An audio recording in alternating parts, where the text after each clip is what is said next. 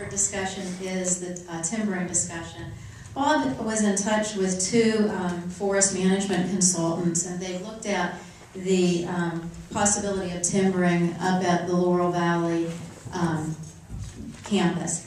And in your packets you had proposals from each of them. Forest Land Services is from Ligonier, and they charge a flat fee of $6,000 to manage and take the project from start to finish. They estimated that for a selection harvest we would be looking at an income of somewhere between $35,000 and $60,000. American Forestry was the other consultant. They're located in Evansburg, and their proposal does not include an actual income figure. However, it was the same as Forest Land Services when Bob talked to them. Again, a range of $35,000 to $60,000, and they charge a 10% fee of the actual timber.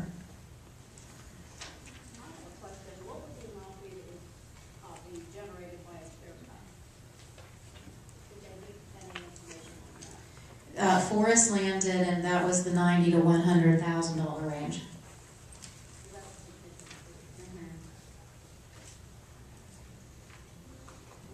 Bob really doesn't have an opinion one way or the other. He felt comfortable with both gentlemen. The issue really is the $6,000 flat fee or the 10%. Jim?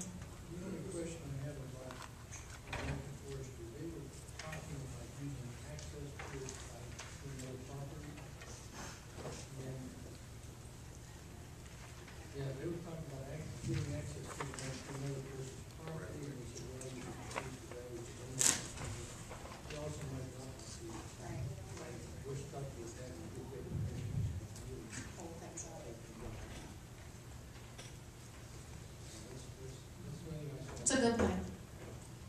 I don't know an awful lot about timbering. I mean, I understand the financial difference between a clear cut and select cut. However, my observations of areas that have been clear cut, it really kind of decimates the land. And I understand the economic situation that we're in, but I also have some concerns about what a clear cut would do to the overall crop. If somebody has a better understanding of some of that, I certainly would be all ears to listen. But I just have some reservations about clear cutting that property. My opinion on it, I do not like clear cutting. I think I have 400 acres right behind my house that was clear cut, and it's absolutely distressful. And nothing but thorny jaggers is growing there now. Makes wonderful cover for deer to try to get them out of there. I think select cut, and that way we're protecting ourselves. If you select cut in another 10 years, 15 years, we could probably go in and select cut again. To me, that's forest management, and that's what we should be doing. I agree with that. I'm not a fan of clear cut. Plus, we have some small roads coming in, and that's some people real quick. Really try to get through it.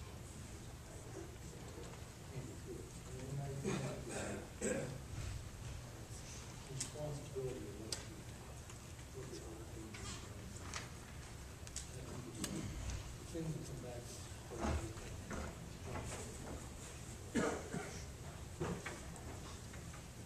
How about the other end of the table? Oh, Jason.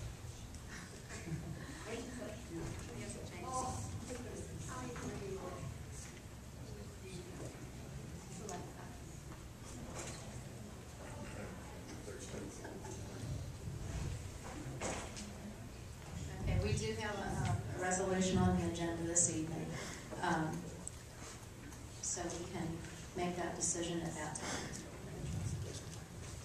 Okay. guess I'm next, huh? The Laurel Valley Middle High building contents.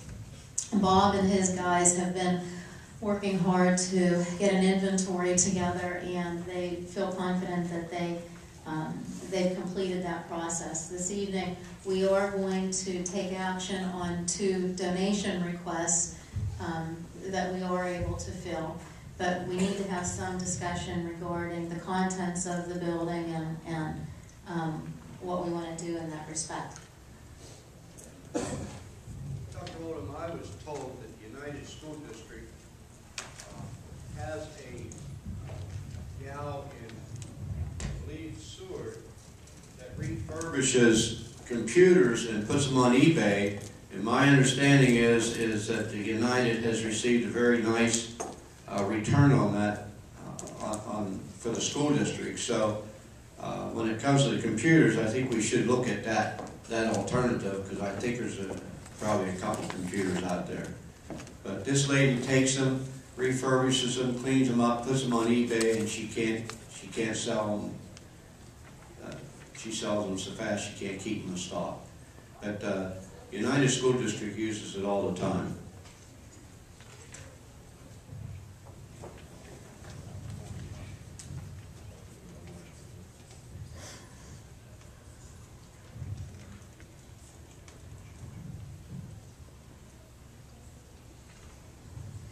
Or just to address that for a second, I'm not familiar with that individual or the process, but we are restricted in how we're able to dispose of computers. We did keep 6 behind for the new Florence Library request, and I think that the majority we disposed of through Reclamier this summer and early fall. So I'm not sure what's still out there. But Bob can fill me in on that as well. If you're talking about the other equipment, not just about computers, but all the equipment in the building, I think until we find out, who the interested parties may be in purchasing that, basically you don't want to do too much with anything. If they would have use for a full service kitchen facility, whether it be an education facility or a medical concern that would be interested in that facility, they would probably want that intact. So I think at any time we can decide what we want to do with the equipment. But I think we should wait till we get to that point.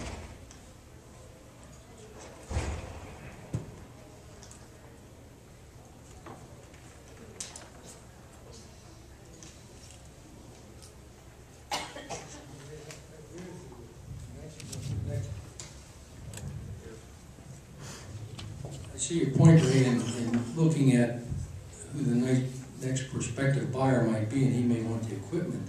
But we haven't got the building up for sale yet, and I think we need to move on that so that we can address that item.